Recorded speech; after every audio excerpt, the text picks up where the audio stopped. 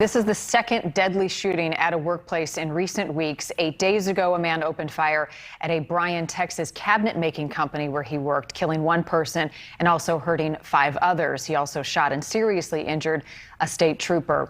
Joining us now to talk about workplace shootings and what both employers and employees can do is Craig Gundry with Critical Intervention Services. Craig, appreciate your time. I wish it was under different circumstances tonight. I want to begin, though, with employers. What steps can companies and businesses take right now to be proactive in terms of keeping employees safe? Sure. Now, both of these cases we're discussing, both involved employee against employee violence.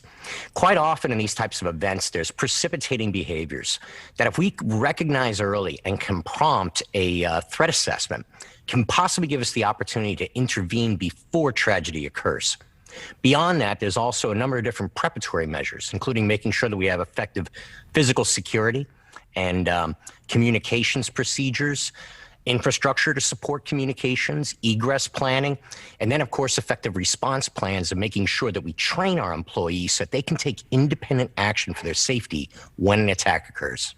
How about employees? They play a role as well. What is your advice for people at work in terms of staying vigilant and looking for any red flags? Sure. Well, first of all employees should be at least have a basic level of familiarity with what to do. The Department of Homeland Security's run, hide, fight doctrine is pretty simplified guidance, but functionally effective. Also, knowing things like what locations inside of your workplace meet essential criteria for safe refuge, meaning that it can be effectively locked and is secured by a sturdy lock set, sturdy door, no vulnerable glazing, that kind of thing. So this way, when an event happens, you're not having to figure it out. One of the things that a lot of people don't realize is in these kinds of situations, this thing called the sympathetic nervous system gets activated. That governs our fight or flight response. And as a result, problem-solving ability gets diminished greatly.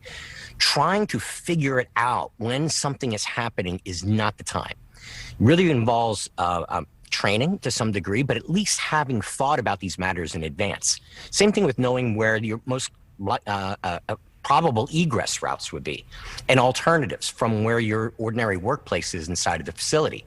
And then I would also add to that knowing what the communications procedures are, so that if you are, as an employee, are the first one to recognize an attack is in progress, that you can effectively alert your coworkers. One of the things that we saw in this case that was a little alarming was the fact that the employees did not have phones on their person.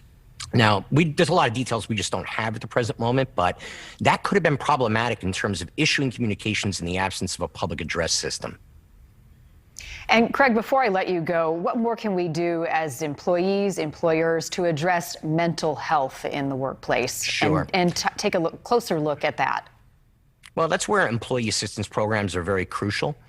Part of the threat assessment process is recognizing potential threats as a risk management measure.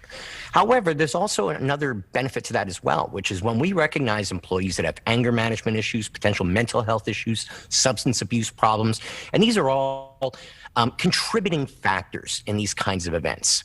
I won't say that there's a direct causal relationship between them, but they're definitely, they fertilize the soil, as it were, for violence to occur. Then even if there isn't a threat in progress, by making those types of services, those types of assistance available to employees, overall is beneficial for employee health and for the overall workplace community. Craig Gundry, we appreciate your expertise on this very difficult topic and some very good advice there. Thank you again. My pleasure.